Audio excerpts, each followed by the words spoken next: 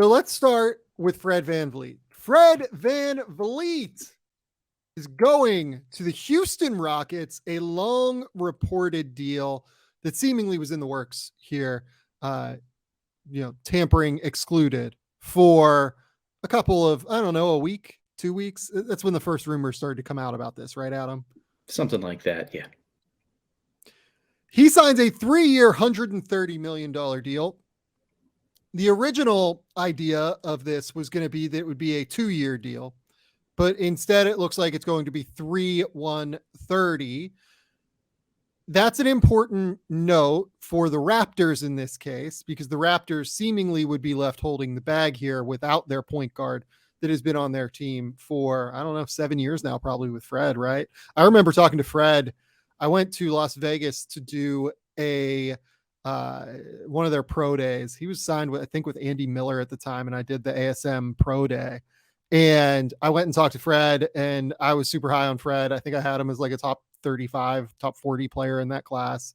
And we talked about him being like an underdog and how the fact that he'd won, 100 games at Wichita State, probably more than that, and 120 probably. And he was still being discounted for some reason. Obviously size was a big part of it. And he goes undrafted. I think I saw a stat from somebody in the Toronto media. I apologize for not knowing exactly who this was, but in his first season, Fred Van Vleet made $540,000 for the entire season. And this season, Fred Van Vleet will make $525,000 per game for the Houston Rockets. So that's awesome. Shout out Fred Van Vleet. I couldn't be happier for that guy. You talk to anybody around the league about him. He's who he is. He's who he has always been from day one. Doesn't cut people out. Doesn't have a ton of bad people around him. Just a good dude that deserves getting paid. So shout out to Fred Van Vleet. The Houston Rockets are an interesting team here. I love this deal for them. I talked about it a little bit with Mark Schindler yesterday. I'll give you the floor, though, because I've kind of given a little spiel here. What is your take on Fred Van Vleet? So I really like Fred as a basketball player because of the versatility he has as a shot maker to do things with the ball in his hands, as well as to play a little bit off ball and knock down some catch and shoot looks. And that's the right type of point guard or veteran in the backcourt that the Houston Rockets probably need right now. Somebody who, yes, can create his own, stabilize the offense, create with whatever unit is going to be on the floor and help organize everybody else. But long term, if you're looking to play through Amen Thompson or Jalen Green and continuing to get him on ball reps, having a competent guard who can bail him out in some situations while also being a really strong floor spacer is incredibly important. I know numbers are always staggering when we enter free agency, particularly when we're looking at an expected cap spike over the next several years, that the raw financial numbers of deals can be jaw-dropping. But for Fred Van Vleet here, this is a veteran who brings out the best in mentors and is the right person to be around the young guards that they have in Houston, as well as kind of a necessary spending situation for the Rockets with how much room they have between where their current salary is and the floor. So I have no issue with them going out and giving a max type of deal to a guy like Fred Van Vleet, who's only going to bring positive things in the locker room as well as on the court.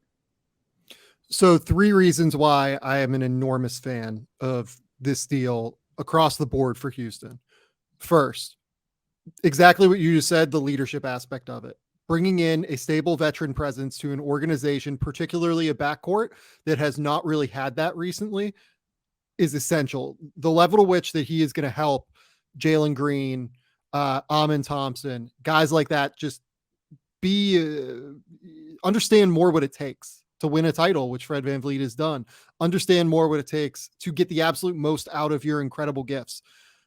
Nobody's ever going to confuse Fred Van Vleet from a gifts and tools perspective with Amen Thompson and Jalen Green. But Fred Van Vleet has gotten the absolute most out of what he has. And I think having him around those two guys particularly is invaluable. The second piece of it, I love the fact that they have brought in somebody who is exceptional defensively for a guard, particularly fighting around screens. This is something that over the course of the last couple of years under Steven Silas, the Rockets guards have just been absolutely fucking atrocious at. Like, there's just not another way to put it. They have been terrible. They've let their bigs out to dry. Like, frankly, I'm pretty sure Alperen Şengün is not a good defender, and I'm pretty sure he's like quite bad, but I actually don't know the answer to that right now, because I think he gets so hung out to dry by guys like Jalen Green fighting over these screens all the time that it's just really, really difficult to tell.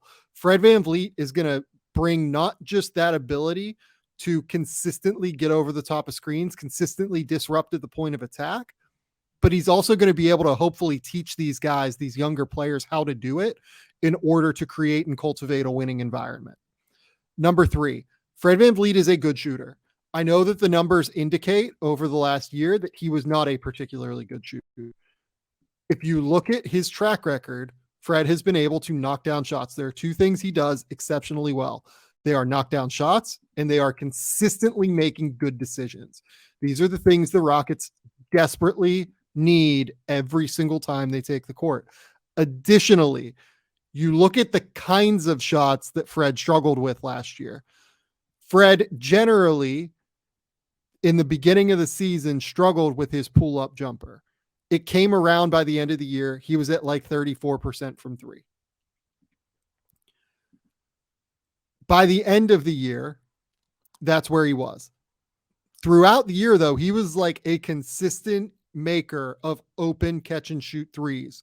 On 171 attempts on unguarded catch and shoot threes, according to Synergy, he made 44% of those shots. That is a perfect fit next to Amen Thompson, Jalen Green. He can play with both of those guys because of that ability to play on and off ball. He's certainly going to get a lot of reps playing on the ball. No question there. But you're not going to steal too many reps, in my opinion, from Amen Thompson and Jalen Green, because there are just a lot of those reps to go around on an NBA team. So across the board, in terms of fit, is it an overpay? I don't know. Like, probably on some level. Like, I don't know if like in a vacuum, I want to pay Fred Van Vleet $130 for the next X number of years. Here's the other thing, though. Like, I will say this. You look at the advanced metrics last year, Fred Van Vleet was really quite good.